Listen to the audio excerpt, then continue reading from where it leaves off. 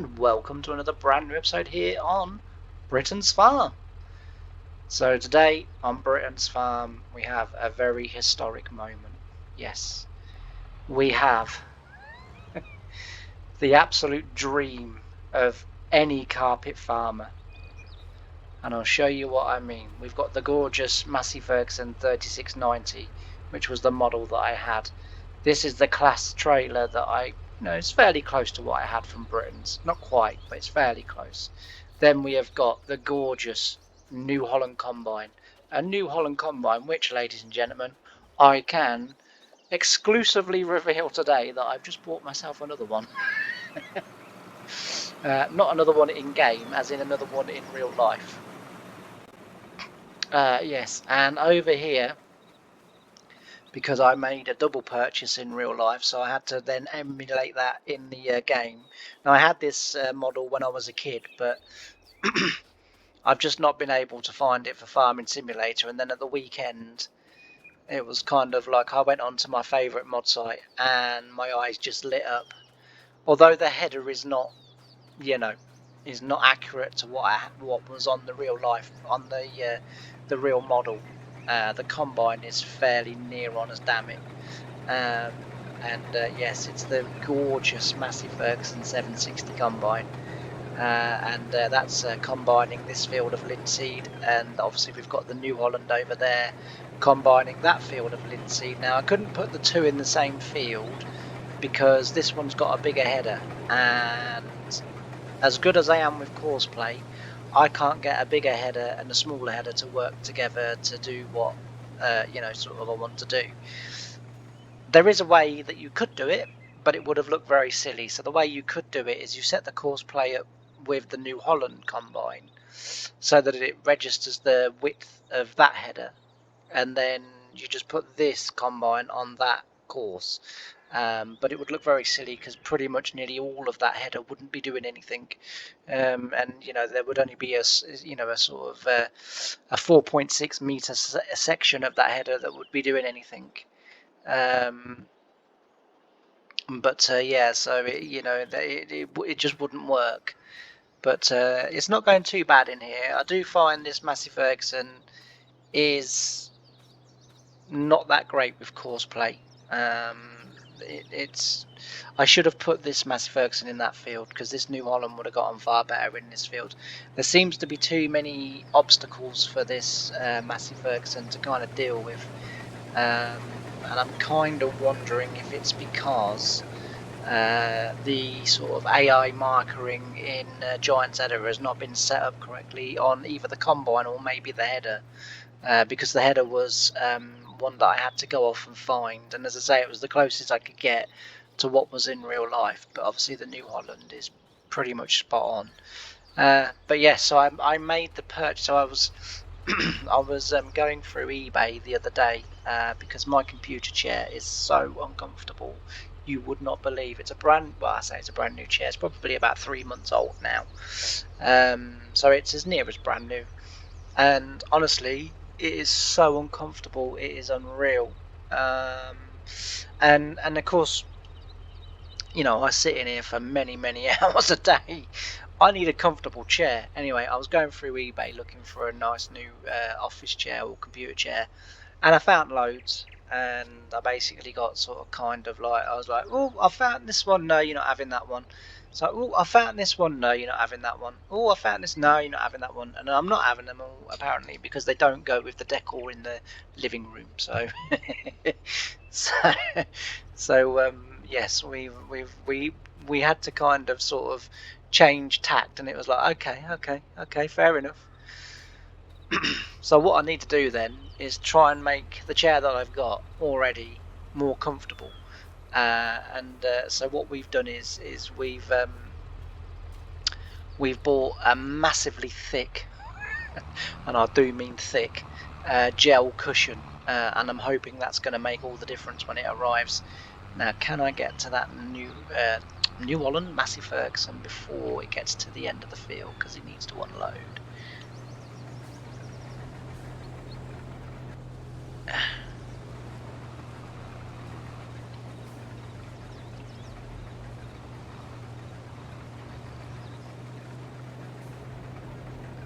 hopefully it should just wait on the end now. But yeah, so as I say, so I bought a really thick gel cushion, and I'm hoping when it arrives, which should be later this week, that's going to be more than sufficient for the job that's needed to be done. Still going for my long walk, so we're on day 3 now, and I'm managing to keep that up, which is good. But yeah, so I saw it on there, and it was the Power Farm one, and that was the one I had when I was a kid. And I saw it on there, and I was like, that's a lot of money. And I was like, well, do you know what? Actually, if there's one thing that you have, James, or two things that you have, James, is time and money.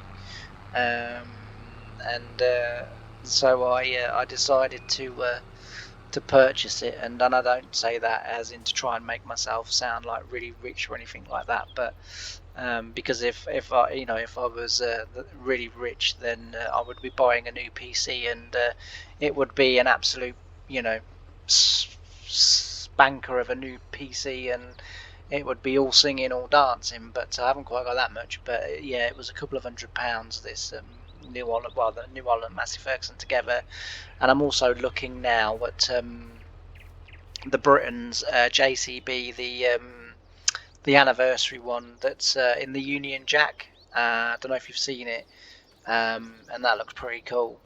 So I'm kind of wondering whether I want to spend £100 on that.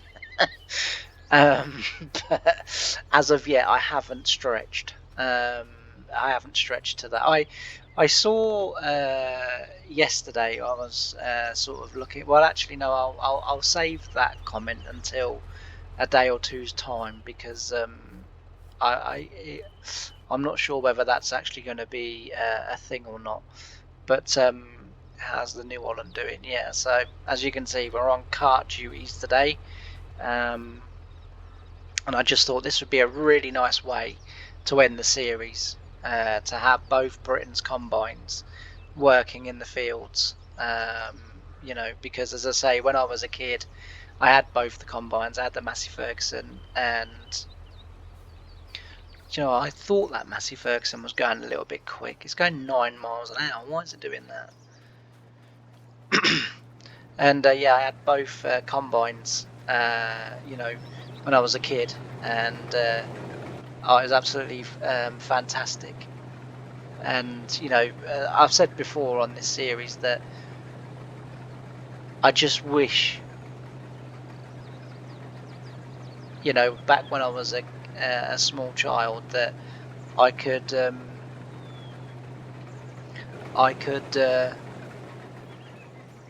got into my tractors and my models and my toys, and sort of driven them up and down the carpet. And this series is kind of, it's still going 9 miles an hour. Why is it doing that? Let's have a look. Right, that's better. Yeah, so as I say, so to have these two combines working in the as I say, in opposite fields is pretty darn cool. The Britain's collection, I'd sold a lot of it off, to be fair, back when I was with one of my exes, and because apparently we needed the money, but it turned out that she just spent the money. But anyway, not that it's a sore point, you understand. And so I sort of sold off a lot of them, and I got a really fair price for them. I got nearly £3,000 for them, and because they were all mint in box. I did. So what I tended to do was, when I was really young, I got the toys for my birthday, for Christmas, whatever, etc. If I was really good, well behaved, I'd get a tractor every now and again, or if I went out with Nan and Grandad, I'd get a tractor, or an implement, or whatever I chose basically from the toy shop, and I'd play with them, and inevitably they would get broken and damaged and what have you, and that was what I did. But when I had sort of turned to secondary school, what I started to do was double buy everything. So if someone bought me a tractor for Christmas or birthday or combine or whatever, then what I would do is I would then save up the money and then go out and buy it again. Well, the one I bought again would be the one that I would play with. And of course, doing it that way, it meant I always had one mint in the box of everything, that was still sealed up and still, had never been taken out of the box. But I still got to enjoy them because, I was obviously buying a second one and I was able to to play with that one. So it was really good, and it was a really sort of good way of doing it, and meant that as I say, I could play with them. And so I'd sort of play with them, and as I say, I was a very big carpet farmer, and very often, I'd have these two combined, in a room. If it was the living room, in my sort of childhood home, what I would do is, if mum and dad were out or whatever, I would pull the coffee table right over to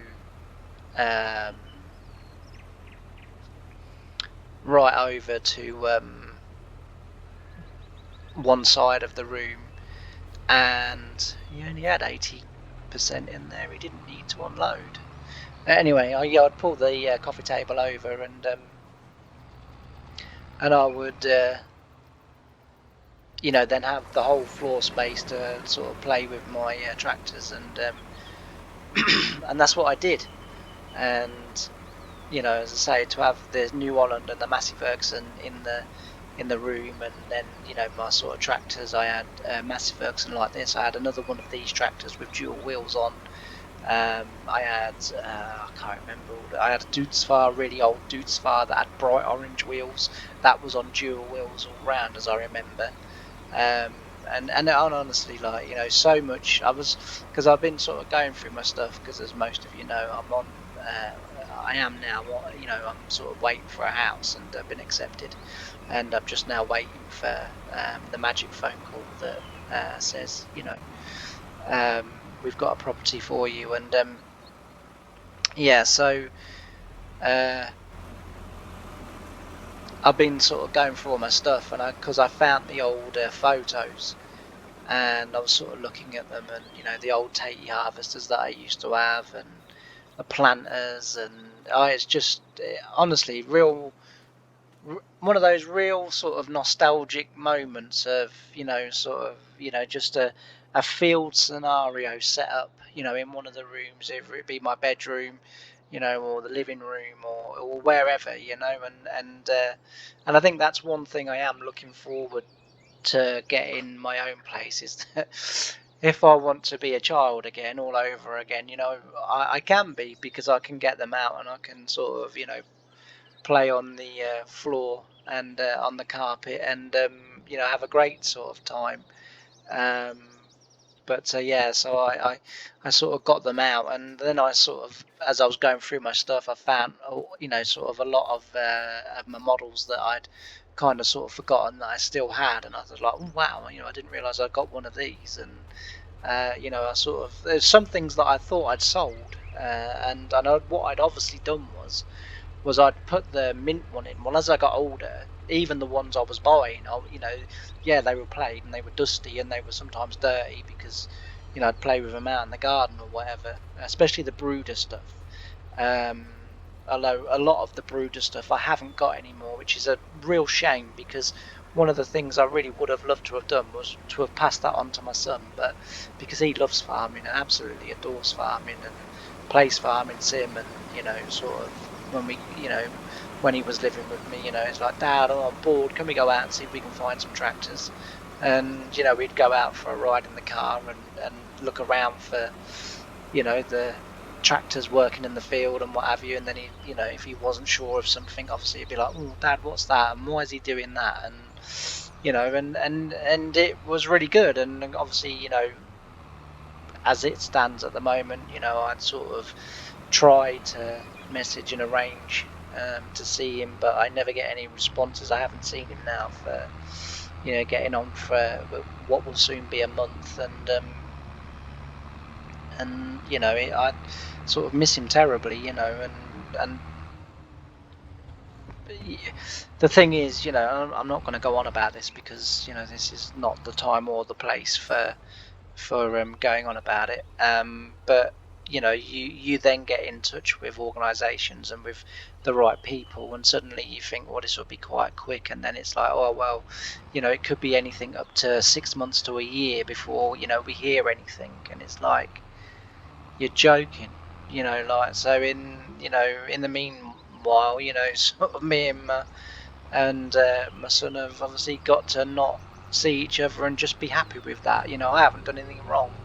You know, it always amazes me that, you know, in this case, you know, the mother was the one that cheated, had the affair, and sort of went off with, you know, another woman, and I didn't do anything wrong, and I'm the one that has to miss out. And I was talking to a few more dads about this, and you know, and the injustice that you know that collectively we feel, you know. But anyway, as I say, I'm not going to go on about that in this episode because that's, you know, it doesn't need to be done. But yeah, it'd been nice to have passed on the you know, the brooder stuff to my son, and you know, and sort of let him play out in the garden and on the lawn, and you know, what have you. But who knows, and maybe in the future, you know, I'll, you know, get so that, you know, I get access to him again, and I get to have him for a while, and you know, this, that, and everything else, and you know, that might well be able to happen. Well, you've clearly not finished, have you? Oh, I see, he's full. So, I'll not criticise until I know all my facts. Sorry about that. But yeah, I mean, that combine really is, apart from the only thing that's different, because the I'm assuming that's the air filter sticking up. Well, that was how you turned it. The only difference is on the Britain's one, you see where the auger is spinning, where it takes the grain into the tank. It didn't have the cover on the Model 1. That was open. So you could, I mean, the auger didn't turn, it was just a solid plastic thing. But on this one, obviously the auger is covered, whereas as I say, on the Model 1 it wasn't. But the model is really, really good. Obviously the straw choppers have been added. You know, they weren't a thing on the real one, on the toy one either. But you know, as I say, but it's really, really, it's a really good mod. It's just a shame it didn't have the correct header with it. You know, because when I downloaded it, it said, you know, the combine was X amount of pounds and holds this much. The header is X amounts of pounds and is this wide, and yet when you know, I opened it up, there was no header in there. So I don't really know quite what, you know, the description was on about, because as I say, I couldn't find, and that was the closest I could get to the Britain's one. You could turn around now if you want to. I mean, you know, don't let me tell you what to do, but seems an extortionately long way to go just to then realise, oh, hang on a minute, what I need's back here. But anyway, once we get this combine finished, what I'm going to do is I'm then going to take the trailer off. I just want to get his final bit. I'm going to take the trailer off, and then well, I'll tip it first, but then I'll take the trailer off, and then what I want to do is I want to get on with some more baling, and then we'll have I won't do that. I'll do a little bit in this episode, but then we'll sort of come back in the next episode when I'm getting towards the end, and then we'll be on to some more combining. I may as well just let the two of them sort of kind of finish up now, but they've kind of in a way got to stay within the same crop type so that I can keep unloading them, because I haven't really got a second tractor or trailer that would be able to do. But yeah, as I say, I just thought, you know, when I see the combine, oh, that's perfect. You're going to miss that. No, you're not apparently going to miss that one. You missed that bit.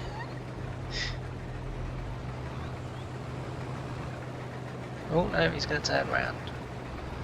My mistake. Looked like you were finished.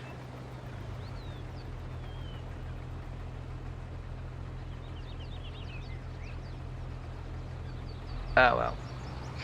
We'll move out of the way, just so I don't get the tractor and trailer walloped by the combine. But yeah, so I'll get on with a little bit of baling then, and then I'll just do you know, a wee bit, and then as I say, next episode when we come back, I'll be finishing off the baling. We probably ought to do some bale collecting as well, start collecting these up. I don't think I'm gonna do anything to the field. I might cultivate them, just because when I loaded the game in, that's how I found them. So I might do that. Yeah, as I say, I might do that. I might cultivate the fields. You know, there's certainly I don't think there's any real need to plough them. Although I suppose we could plough them and leave it a fresh start for whoever buys the farm offers. Because as I say, all of this is going to be sold, and as I've said before, the thing that's going to happen is that we're going to use the money to buy the first farm on FS25, which comes out next Tuesday, a week today. People will be playing the new game, so it should be any time now that Daggerwin and other YouTubers start to get the early copies. What am I doing? I'm meant to take the trailer off, not get out the tractor. Yeah, so it won't be long now before they get the the early release copies, and we'll get to start to see the game for real. And then, as I say, by next Tuesday we'll be playing the game ourselves. So it's pretty cool. Can't wait. I got to be honest, it does look very good. And I had to smile the other day. I was on a forum, and as a couple of people had sort of commented and said, I can't wait to play the new FS. It looks amazing and different things. And then sort of, I think it was about 2-3 comments down. FS fanboy. No, I'm not going to be buying it. Who needs twisters in it, and and I'm sort of and I think every sort of 2 to 3 years we get this rubbish that gets written by all of these people, and then you sort of and I've made a note of the person that actually wrote the comment, because they have said that they can categorically promise that they will not be buying 2020 FS 2025 ever.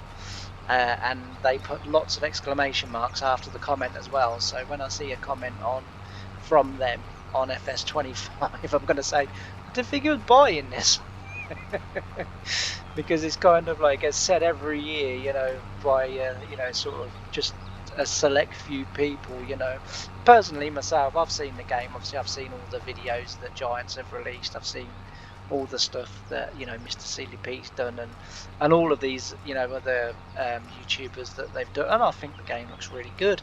The game isn't going to be much for the first year, we know that. It's going to be a decent base game. We need mods, and that's what we need. And within a year the game will start to take shape. I played FS19 for a long time into FS22. Just because FS19 obviously had all the mods, so I carried on playing, and I'm going to be playing FS22 for a long time. There's no doubt about that. There's no doubt I'm going to be playing FS22 for a long time after, and still doing videos on them, for my YouTube channel and stuff like that, because why wouldn't I? We've got all the mods that we all really love, and do you know what I mean? So there's no question. But within a year and a half, suddenly things will start to equal out. I mean, I personally didn't think this was a great game. Probably about 2 years ago, a year and a half, 2 years ago, I sort of thought, I think I might get rid of it and just keep FS19, because I really like that version of the game. But now we've got as far down the line as what we've got, with all of the DLCs and with all the mods that have come out. I absolutely love this game, and this version of FS, and the new version looks set to be even better. And as someone who absolutely loves ploughing, I cannot wait to try out this new ploughing system where it deforms the ground and actually makes a furrow. So I can't wait. As someone whose job predominantly was ploughing, I'm really looking forward to that part of it. I'm excited to see what we can achieve with the new GPS system. You know, and see what that entails. We're still going to need courseplay because I love putting multiple machines in the fields. You know, as you know from a couple of shorts that I did last week, and the Life of Potato video that I put out with the 5 vents in the field, you know, planting potatoes. I absolutely love putting multiple machines, you know, in the fields together because it's realistic. It's becoming less of a thing in farming now. You know, with people being far more conscious about, you know, compaction, and you know, with a lot more farms now taking on this controlled traffic farming, you know, sort of techniques and style. You know, obviously it's becoming a real thing of the past. But no, I mean, when you know, back when I was working on the farm, and you know, we were drilling, you know, and there would be, you know, certainly this time of year, because we would be drilling the sugar beet land and potato land as it was being cleared. And we had sort of 2 sugar beet harvesters and 2 potato harvesters, and we would just, as they would clear land, so we would then go and drill it, and you know, you would have we'd have an 8 series Challenger on I think it was a 9 for a mounted Dazwell plough. I'm sure it was 9 furrows. It might have been 10. I think it was 9 though. I'm pretty certain it was 9, and that had a modification that the farm had done where they'd put, so like, you know, the Gaverveland. So I'll try and show you in here actually, just as I do make myself fairly clear. So you know, imagine that's a 9 for a plough, and that's got the press on the side. Well, what we had was, we had a bar here that would come to about there. It would then go, let me think, let me just turn that round.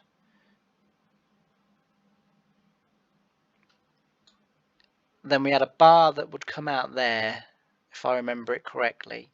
I've got a photo of it somewhere. And then it was attached obviously at the back, and then it had like cultivator tines coming down, and it was a bit like a drag on the, so instead of being a press, a ring press like that, it was a bit like those tines there sort of coming down, and that was how they sort of plough and pressed it instead of having a press, because the Dazwell plough that we had, apparently they did have a press on it originally, but the press arm kept bending on it, and I don't, no idea why, but yeah, so that was what they had, and they had that, and then following that was, no, so I've got to get this correct. So in the very first tractor was another 8 series Challenger, which had the subsoiler on, so it was a 7-leg subsoiler. Behind that Challenger we had depending on the weather, so if the weather was fairly good going, then I would be in front with the plough, mainly because that was my job.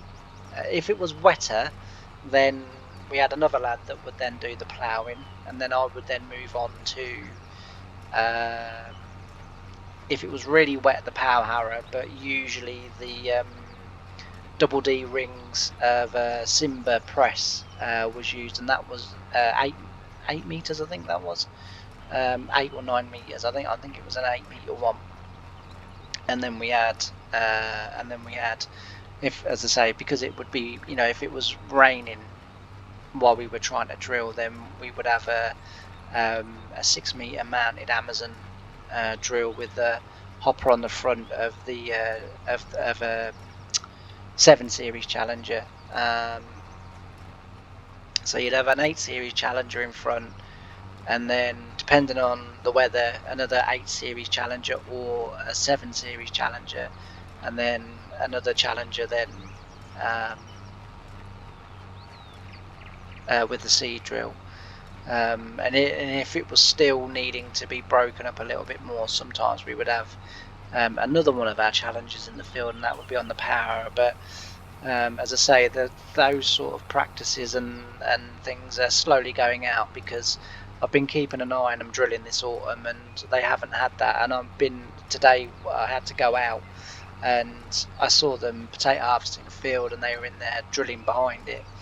And they had the plough in there, which was a Lemken plough. No, it wasn't. Sorry, it was a Kvervlen plough with the press on the side, and then just the John Deere crawler with the Amazon front-mounted hopper on with press wheels underneath it, and the Amazon seed drill. So they're down to just 2 tractors now on the drilling. You know, which is very different, as I say, from when I was there. But yeah, it was good times. Anyway, this episode has gone on a little bit now, and I think it's a good place to end the episode. And I will see you in the next one. And we will, as I say, I'll be getting towards the end of the baling, and then what I'll do is we'll then go on to do some more combining. So as you can see above at the top of the screen, we've got, I think it's 2 fields over there, at least 2 fields, it might be 3, and then you know, we've nearly got the harvesting finished then, and then it's just on to selling and then cultivating, and then selling the farm and the machinery and everything, and saying goodbye to Britain's farm, and welcoming in FS25, which will be really, really cool. So yeah, I hope you've enjoyed it, and I'll see you in the next one. If you haven't done already, please don't forget to like, comment and subscribe. It really does help. And as I say, I'll see you in the next episode. Thanks ever so much for watching. Bye for now.